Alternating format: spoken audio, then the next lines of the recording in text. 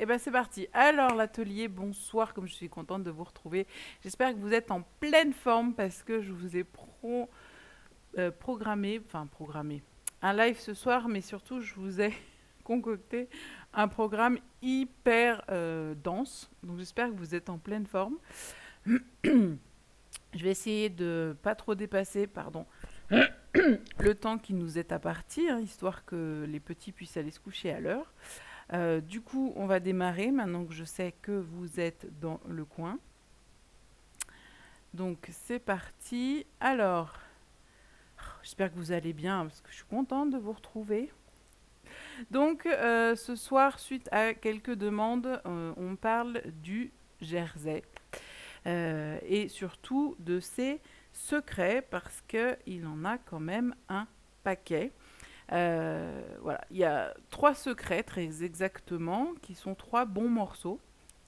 Et donc ces secrets-là, je vais vous les dévoiler ce soir pour que vous puissiez avancer dans vos projets. Alors, c'est parti. J'espère que tout le monde a de quoi noter. Donc je vous ai fait un petit sommaire histoire qu'on s'y retrouve, hein, mais pour ne pas vous raconter la fin, du coup vous savez juste qu'il y a un secret numéro 1, un secret numéro 2 et un secret numéro 3. Allez, c'est parti pour le secret numéro 1. Il faut que je vous le dise, le Jersey, ça n'existe pas. Je sens que certaines ne vont pas comprendre. Alors là, tout de suite, maintenant, vous vous dites, elle, soit elle ment, soit là, tout de suite, je suis habillée avec de la peau de hérisson, faites quelque chose. Non, ne vous inquiétez pas, je vais éclaircir tout ça. Le Jersey n'existe pas dans la façon dont on utilise son nom en fait. Voilà, c'est pour ça que je dis que le Jersey n'existe pas. À l'origine, le Jersey, c'est simplement un procédé de fabrication. C'est ni plus ni moins en fait que du tricot. Une maille à l'endroit, une maille à l'envers, ça doit vous rappeler des choses. Voilà, le Jersey, c'est pas un tissu, mais c'est un procédé de fabrication. Et pourquoi c'est important comme nuance? Eh bien, c'est parce que du coup, tout va se clarifier. C'est son industrialisation qui a changé notre perception des choses. C'est-à-dire que parce que c'est industriel, on a perdu cette notion du tricot de nos grands-mères, où effectivement on voit les aiguilles faire une maille à l'endroit, une maille à l'envers. Et pourtant, c'est exactement la même chose. La seule différence, c'est que là, c'est produit de façon industrielle et du coup pour nous c'est un tissu alors que ce n'est pas un tissu, ce sont des mailles. Le procédé de mécanisation vient de l'île de Jersey, c'est-à-dire que le procédé de fabrication par des presque un peu sur le même système que les métiers jacquard vient de cette île anglo-normande et c'est pour ça que le nom Jersey est resté avec ces tissus qui ne sont pas du Jersey. Il y a 3 dates importantes pour le Jersey. La première date, c'est le principe de tricotage qui date de l'Antiquité. C'est-à-dire que finalement, ce système de mailles, on le connaît depuis très très longtemps. Et la première machine, celle qui a commencé un peu à industrialiser le processus, date du Moyen-Âge. Mais il y a une autre machine que je trouvais importante, moi, qui est celle du premier bas. Parce que les bas, c'est des mailles nylon tricotées, en fait. Et donc, ça date de 1559, il me semble. Donc là, on allait au bout un peu de la technique, c'est-à-dire qu'on est passé de la machine qui fait à de la machine qui fait des choses très ciblées. C'est un anglais, forcément. Et la troisième date, c'est janvier 2020. Vous venez de découvrir la vérité sur le Jersey. Je trouve que c'est une date importante. Donc non, votre t-shirt et votre pyjama ne sont pas faits en peau de fesses d'hérisson. Mais il y a différents types de tissus mailles et on va voir où c'est qu'on retrouve le Jersey. D'abord, il y a différents points en fait. Et c'est à partir de là, effectivement, que le Jersey est devenu un nom que l'on a absolument... qui englobe tous les tissus mailles en fait. Alors que en fait, le tissu qu'on pourrait appeler Jersey, vient du point jersey. Mais il y a plein de points jersey différents. Vous avez le point jersey long, vous avez...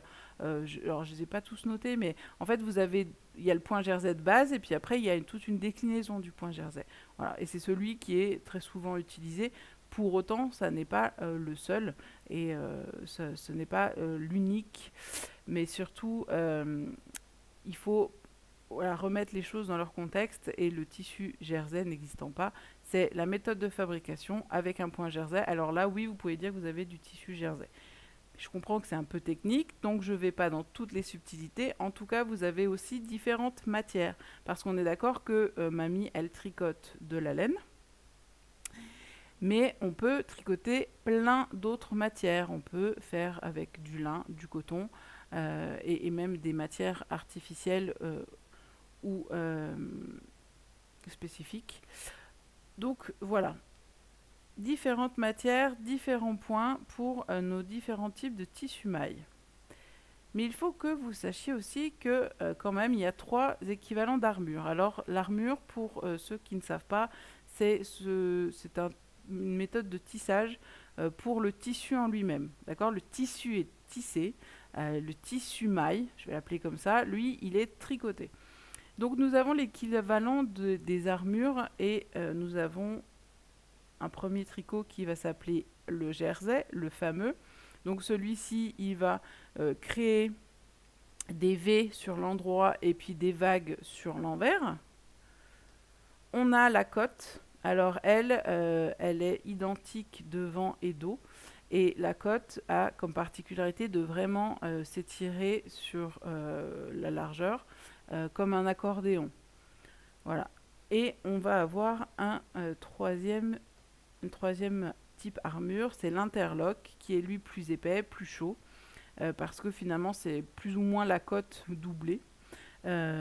Et vous avez donc ces 3 types de, on va appeler armure pour simplifier, qui vous permettent, selon quel fil vous utilisez, quelle matière, et ben, d'avoir un jersey de bambou, une cotte de coton et un interlock de laine, par exemple. Mais souvenez-vous, la laine, quand vous prenez la fibre, elle n'est pas élastique. On est d'accord ? La fibre, elle est stable. Ce qui est élastique, c'est le fait de faire un tricot. Et c'est pour ça qu'on peut modérément jouer sur l'élasticité sur les côtés. Voilà. Alors, la suite. Il y a aussi 2 méthodes de production. Alors, il y a une méthode qui est un métier rectiligne. Donc c'est une grosse bête comme ça où vous avez... Alors, pour le tissu, on va appeler les lignes qui sont verticales et qui sont parallèles aux lisières, on va appeler ça la chaîne pour le tissu, et on va appeler ça les colonnes pour le tricot.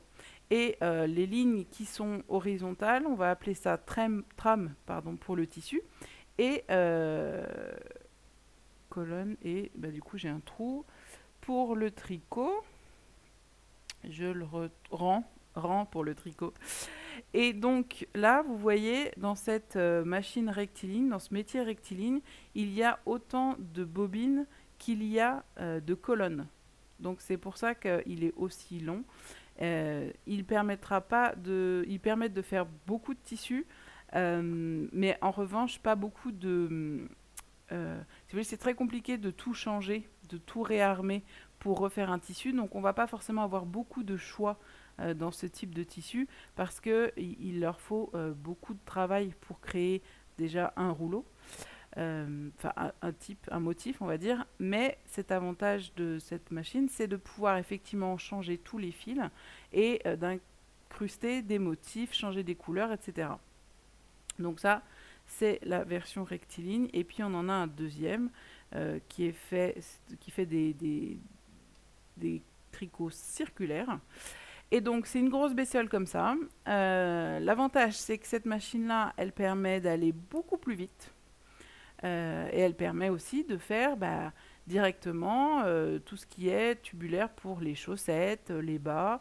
Et c'est ce qui fabrique aussi nos... parce que nous, on s'intéresse à nous, on est d'accord, hein, Nous, ce qui nous intéresse pour la couture, c'est le bord-côte. Cette machine-là, c'est la machine qui nous fait le bord-côte. Et vous voyez, donc ça va sortir en tubulaire. Et le bord-côte, je vous rappelle qu'il ne sert qu'à faire des finitions pour les bas de sweat, les bas de blouson, les bas de jogging, les manches. Voilà, et certaines encolures même. Mais voilà, le bord-côte, il est fait dans cette bestiole-là. Alors je sais que c'est pas forcément votre métier la couture, mais je me suis dit que ça vous intéresserait de voir comment c'était fait un petit peu vite fait, histoire de connaître un peu plus le sujet. Donc je vous ai pris en photo du bord-côte. Sur la première photo, je vous montre à quel point effectivement on a cette impression d'accordéon, d'accord ? Et je vous montre sur la deuxième photo que, en revanche, ça ne s'étire pas dans le sens de la hauteur, mais que ça ne s'étire effectivement que dans le sens de la largeur. C'est une info importante pour tout à l'heure, gardez-la. Et ensuite, il y a les tissus techniques. Alors, à partir de ce moment-là, je vais vous poser une question. Et je vais en profiter pour aller voir s'il y a déjà des questions sur le groupe pour y répondre. Tissu technique mono ou bi-extensible. Il y en a deux sortes. La question est la suivante. Quel est le tissu technique bi-extensible que vous connaissez toutes? Je vous laisse chercher. Je regarde si il y a déjà des questions. Alors, il faut que je retrouve le début. Lily me dit qu'elle est en pleine forme. Eh bien, ça me fait super plaisir. Bonsoir Agnès. Je ne l'ai pas perdu pour ma part. Agnès, je n'ai pas suivi. Peut-être que c'est moi. Brigitte me dit moi non plus. 2021. Ah 2020. Oui, on est en janvier 2021. Merci Agnès. Effectivement. Bonsoir Claire, je pensais à vous ce week-end. Excellent, je n'y aurais jamais cru. Ça, c'est pour le jersey, je suis sûre. Bonsoir Lou, bonsoir Cathy. Brigitte est intéressée par les machines. Anaïs me dit le lycra pour la réponse à quel est le tissu technique que vous connaissez le mieux. Et Agnès me dit je parlais du tricot. Ah, Agnès n'a pas perdu son tricot quand j'ai dit que le jersey n'existait pas. Céline me dit je ne sais pas, je donne ma langue au chat. Céline, j'ai qu'un chien. Comment on fait? Alors, l'eau me dit aussi le lycra. On peut dire qu'on était sur la même longueur d'onde. Je m'attendais à maillot de bain. Vous me répondez lycra, ça me va aussi. Le problème du lycra, c'est comme le jersey, c'est une façon un peu envahissante, une appellation qui est un peu envahissante. La fibre va s'appeler plutôt élastane, mais c'est devenu lycra ou spandex dans certains pays. Mais c'est l'idée. C'est ce qui a révolutionné le tricot. Parce que le tricot, je vous l'ai montré sur la photo avec la cotte, mais ça marche avec tous les autres tricots. Vous n'avez pas d'élasticité dans la hauteur, mais vous n'avez de l'élasticité que dans la largeur. Et bien, grâce à l'élastane, ça va changer. Ça va changer parce que si ils mettent de l'élastane dans les rangs, donc on se souvient dans la partie horizontale, de nouveau on récupère de l'élasticité sur la largeur. Donc ça permet de rajouter de l'élasticité par rapport à l'élasticité du tricot, qui est donnée juste par le procédé de fabrication. Sachant que l'élastane a un pouvoir de 600 fois son élasticité. Voilà. Et donc, là, c'est du mono-extensible. Et avec l'élastane, on peut aussi en mettre dans les colonnes. Donc, on se souvient, dans les parties verticales. Et là, à ce moment-là, le tissu peut être extensible aussi dans la hauteur. Et c'est ce qu'on utilise, entre autres, pour les maillots de bain. Souvenez-vous, quand vous enfilez votre maillot de bain, Quand vous le voyez, vous dites oh là là, je vais jamais rentrer dedans. Et quand vous l'enfilez, ces propriétés font que voilà, ça s'arrange. Donc le lycra, oui, on a, parce que c'est brillant, on va appeler ça du lycra. Le terme générique, c'est des tissus stretch, hein, parce qu'ils vont dans tous les sens, un peu comme les super leggings de je sais plus quelle marque, qui sont pleins de couleurs, etc., et qui sont hyper moulants. Voilà, c'est pour ça. C'est l'élastane qui change tout. L'élastane qui est en fait un produit synthétique, hein. C'est une fibre synthétique, c'est-à-dire qu'elle est créée à partir de pétrole. Voilà. Un jour, je vous ferai les catégories de tissus, mais on va pas faire tout le même jour.